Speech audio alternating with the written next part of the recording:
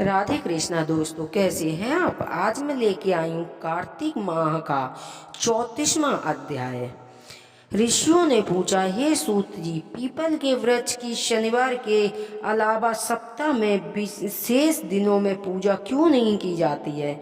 सूत जी बोले, हे ऋषियों, समुद्र मंथन से देवताओं को जो रत्न प्राप्त हुए थे उसमें से एक देवता ने लक्ष्मी और कौस्तुभमणि भगवान विष्णु का समर्पित कर दी थी। जब भगवान विष्णु लक्ष्मी जी से विवाह करने के लिए तैयार हुए तो लक्ष्मी जी बोली, हे प्रभु, जब तक मेरी बड़ी बहन का विवाह नहीं हो जाता तब तक मैं छोटी बहन आपसे विवाह किस प्रकार कर सकूंगी। इसीलिए आप पहले मेरी बड़ी बहन के साथ विवाह करा दो, उसके बाद आप मुझसे विवाह कर लीजिए। यह नियम है जो प्राचीन काल से चला आ रहा है। सूत जी ने कहा। लक्ष्मी जी के मुख से ऐसे वचन सुनकर भगवान विष्णु ने लक्ष्मी जी की बड़ी बहन का विवाह उद्दालक ऋषि के साथ संपन्न करा दिया। लक्ष्मी जी की बड़ी बहन अलक्ष्मी जी बड़ी कुरूप थी। उनका मुख बड़ा दांत चमकते हुए थे और देव वृद्धा की भांति नेत्र बड़े बड़े और बाल रूखे थे।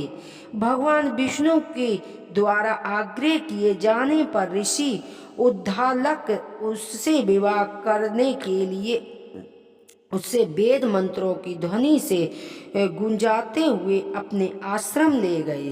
वेद ध्वनि से गूंजती हवन की पवित्र धुएं से सुगंधित उस ऋषि के सुंदर आश्रम को देखकर अलक्ष्मी को बहुत दुख हुआ। तब महर्षि उद्दाचल से बोली, क्योंकि इस आश्रम में वेद धुनि गूंज रही है, इसीलिए यह स्थान मेरे रहने योग्य नहीं है।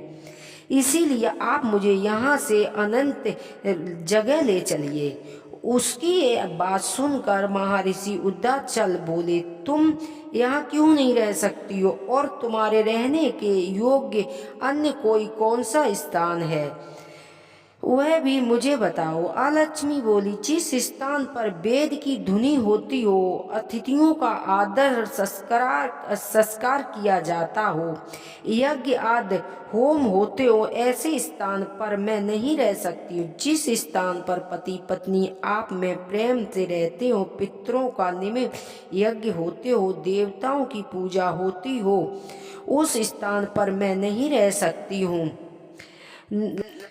जिस स्थान पर वेद धुनि न हो, अतिथियों का अनादर हो, यज्ञ न हो, पति पत्नी आपस में कलह करते हो, पूज्य वृद्धों तत्पुरुषों तथा मित्रों का अनादर होता है, जहाँ दुराचारी और लोग परिश्रमी मनुष्य निवास करते हो, जिस स्थान पर गायों की हत्या की जाती है, महापाप, ब्राह्मण हत्या आदि पाप होते हैं, ऐसे स्थानों पर मैं प्रसन्न और पूर्वक निवास करती हूँ। सूत जी बोले, अलक्ष्मी के मुख से इस प्रकार के वचन सुनकर उद्दाचल का मन खिन्न हो गया। वह इस बात को सुनकर मौन रह गए। थोड़ी देर बाद वे बोले कि ठीक है, मैं तुम्हारे लिए ऐसा ही स्थान ढूंढूंगा। जब तक मैं तुम्हारे लिए ऐसा स्थान नहीं ढूंढूंगा तब तक तुम इसी पीपल के नीचे चुपचाप बैठी रहना।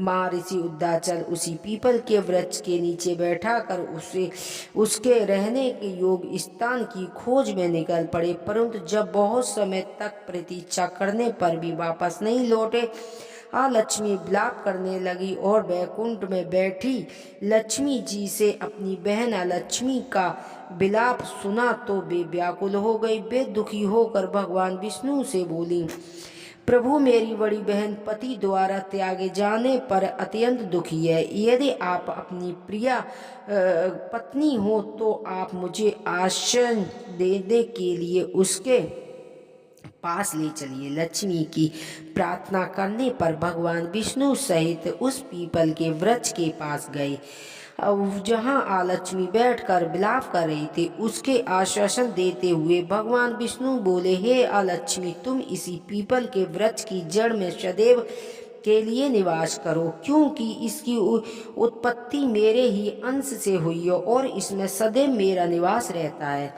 प्रत्येक वर्ष गृह जो लोग तुम्हारी पूजा करेंगे और उन्हीं के घर में तुम्हारी छोटी बहन का वास होगा।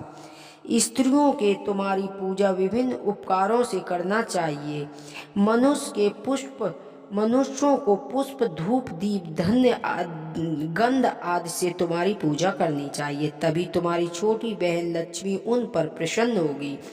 सूत जी बोले, ऋषियों ने आपको भगवान श्री कृष्ण, सत्यभामा तथा पृथु नारद संवाद सुना दिया है, जिसे सुनने से ही मनुष्य के समस्त पापों का नाश हो जाता है, अंत में बैकुंठ को प्राप्त करता है। यदि आप लोग कुछ पूछना चाहते हो तो अवश्य पूछिए, मैं उसे अवश्य कहूँगा। सूत जी के वचन सुनकर सोनिकादिक आदि ऋषि थोड़ी देर तक प्रसन्नचित्त वहीं बैठे रहे।